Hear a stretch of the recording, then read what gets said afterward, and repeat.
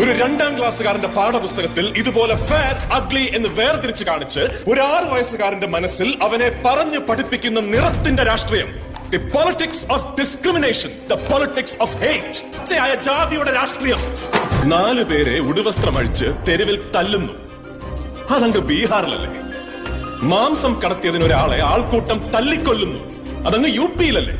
വിശപ്പടക്കാൻ ഭക്ഷണം മോഷ്ടിച്ചതിന് ഒരു ആദിവാസി യുവാവിനെ കൂട്ടം കൂടി തല്ലിക്കൊല്ലുന്നു. അതിങ്ങ് കേരളത്തിലല്ലേ? അല്ല, ഇതെല്ലാം നടന്നത് ഇന്ത്യയിലാണ്. ഇന്ത്യയിൽ ഒരു പട്ടിയെ കൊന്നാൽ ചോദിക്കാൻ മനുഷ്യരുള്ള ഈ രാജ്യത്ത് ഒരു മനുഷ്യനെ കൊന്നാൽ ചോദിക്കാൻ ഒരു പട്ടിയും വരില്ല എന്ന വിശ്വാസം എവിടെ നിന്ന് വന്നു? ചോദ്യം ചോദിക്കുന്നവരെ നിശബ്ദരാക്കുന്ന രാഷ്ട്രീയം, വിരൽ ചൂണ്ടുന്നവരെ വിലങ്ങണിയിക്കുന്ന രാഷ്ട്രീയം.